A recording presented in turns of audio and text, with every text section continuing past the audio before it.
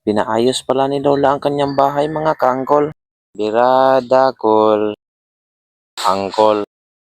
Pagkagisingan natin, magandang umaga agad yung sumalubong sa atin. Sobrang saya ng mga halaman dahil umulan kagabi. Pumunta agad ako sa tambayan natin at nagdala na rin tayo ng tinapay at kape. Nakasanayan ko kasi na pagkagising ay iinom agad ako ng kape dahil ang lola ko nga ay mahilig sa kape. Kasama nga pala natin si TJ. Pagkatapos nga naming magkape ay inutusan na rin kami ni Lola Sans na bumili ng bisagra at plywood. Ganyan lang din naman kaganda ang sasalubong sa iyo sa umaga dito sa probinsya. Mahaba-haba din pala yung nilakad namin. Pagkaabot nga natin sa hardware store, bumili na rin tayo ng bisagra at plywood. Habang naglalakad kami, nagkulitan muna kami. Hindi talaga maiiwasan ang mga kulitan. Ilang minuto nga rin ang nakalipas at nakauwi na rin kami.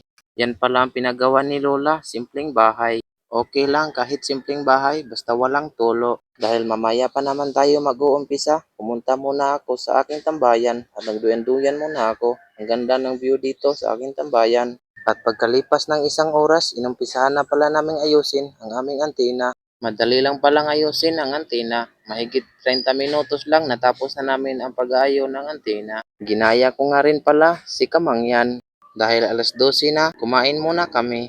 Yan pala ang ulam namin, katambakan na tinola. Sa labas pala kami kumain dahil masarap ang simoy ng hangin. Pagkatapos nga namin kumain, agad-agad na rin kami bumalik sa aming pagtatrabaho. Gusto kasi namin na maaga kaming matapos. Nilagay namin itong baras. Pagkatapos, sinunod naman namin itong simento. Kinalo namin ito hanggang sa mawala na itong mga puti.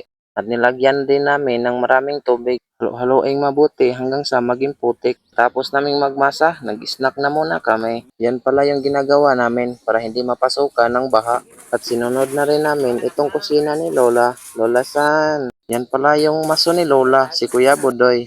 Nang matapos na kami, pumunta muna ako sa tabing dagat. Ito pala ang favorite place ko mga kaangkol. Ang ganda kasi ng mga tanawin at nakakawala ng problema.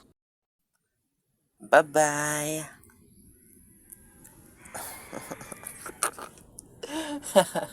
Us iyong eh.